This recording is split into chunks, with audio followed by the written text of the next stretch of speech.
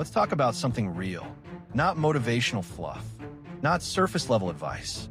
I'm talking about the kind of lessons that hit you in the gut when you're older and you realize, damn, I wish I knew this 10 years ago. The kind of truths that don't show up in textbooks or highlight reels. They show up in regret, in missed chances, in quiet moments when you're alone with your thoughts and you finally get honest with yourself. Here's one. Most men spend their prime years chasing things they don't actually care about. Status, approval, the illusion of control. We grind, we hustle, we sacrifice sleep and sanity trying to prove something to people who aren't even watching. And then one day, you wake up and realize you've built a life that looks good on the outside, but feels hollow on the inside.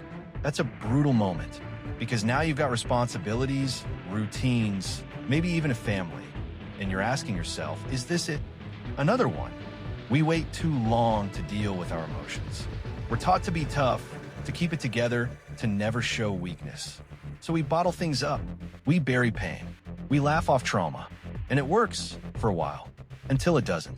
Until it leaks out as anger, addiction, burnout, or silence.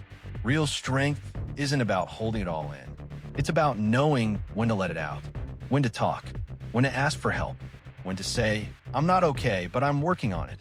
Here's a lesson that stings. You don't get extra points for suffering in silence. Nobody's handing out medals for how much you endured without complaining. That mindset, it keeps you stuck. It keeps you isolated. And it convinces you that asking for support is weakness. But here's the truth. Connection heals. Vulnerability builds trust. And the people who truly care about you, they want to know the real you. Not the curated version. Not the stoic mask. The real you. Let's talk about time. Because this one's sneaky. When you're young, time feels endless. You think you've got decades to figure it all out. So you procrastinate. You delay hard conversations. You put off dreams. You tell yourself, I'll start when I'm ready. But here's the thing, time doesn't wait. And one day, you'll look back and realize you spent years reacting instead of creating. Years surviving instead of living. And that realization, it's heavy because you can't rewind. You can only choose differently moving forward. Another truth, your body keeps the score. You can't outrun neglect. You can't outwork poor sleep, bad food, and chronic stress forever. Eventually, it catches up. And when it does, it's not just physical. It's mental, emotional, spiritual. Your energy drops. Your clarity fades. Your resilience weakens. So take care of your body now. Not for aesthetics, not for validation, but because it's the vessel that carries you through life. And you only get one. Here's one that's hard to admit.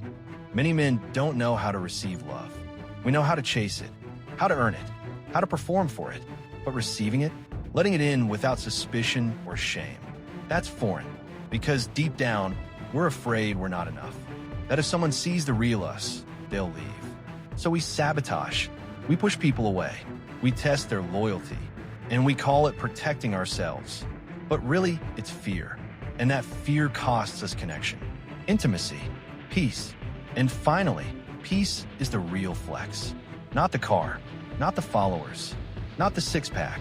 Peace, the ability to sit with yourself and feel whole. The ability to walk away from drama. To say no without guilt. To live in alignment with your values. That's the goal. That's the win. And it doesn't come from grinding harder. It comes from healing deeper. So if you're watching this and any of this hits home, good. That means you're awake. You're aware. And that's the first step. You don't have to wait until life forces you to learn these lessons. You can choose to learn them now. To live with more intention, more clarity, more heart. You're not behind. You're not broken. You're just becoming. And that process, it's messy, but it's worth it.